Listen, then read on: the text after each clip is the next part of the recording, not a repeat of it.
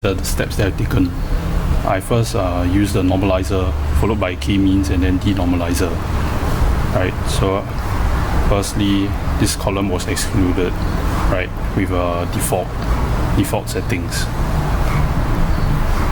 Right, afterwards,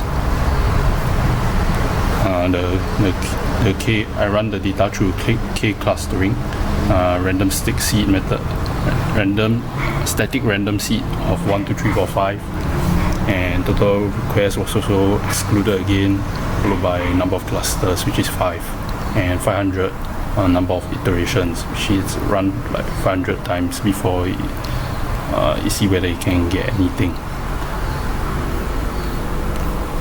Right, so then the total special request has a lower and upper bound of 0 to 5, right, so which I then use it to create 6 bins, which is 0, 1, 2, 3, 4 and 5.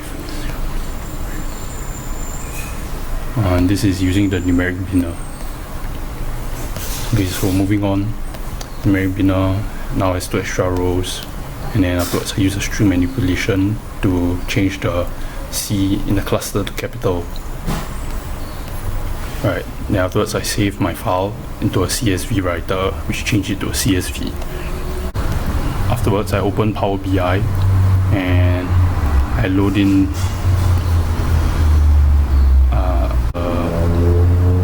the stack column chart, which then shows using total special requests for the cluster and total special request bin, the bar, count of row ID by cluster, total special request bin. And this is basically cluster 0, 1, 2, 3, 4 and 5. Not 5, 1, 2, 3 and 4. 0, 1, 2, 3 and 4. So then the 2 clusters I chose are cluster 2 and cluster 4, which is explained later. Again, this is the column or part B, the same one, which are under axis ledger and values. I input in these field, total special request and count row ID, which is sorted by ascending and cluster. And afterwards I create a clustered bar chart with an average value of 7 different values. All of it are average lead time and EDR, some of the examples. Right, followed by a gauge chart, which is length of stay, using length of stay min, maximum, and this is the average. Right, afterwards all the graph will move into one page, and then I also added in the average of total special requests.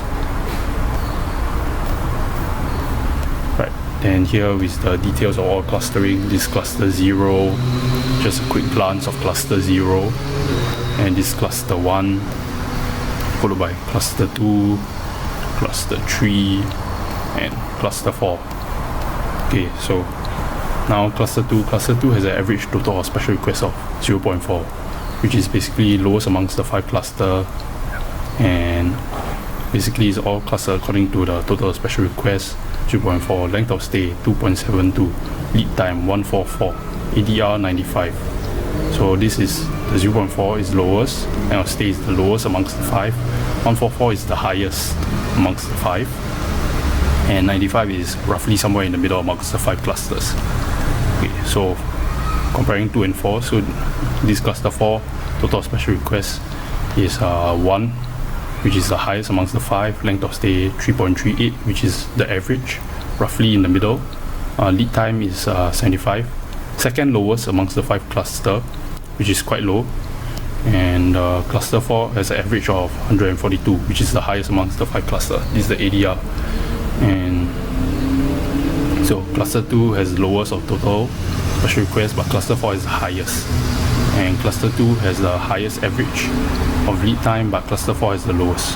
Cluster 2 has the lowest average of length stay, but while cluster 4 is somewhere in the middle. Right, so based on what I found out, based on the data that I currently have, and I believe that the features of the hotel room can be used for corresponding to get the total, roughly to the total of special requests. Right.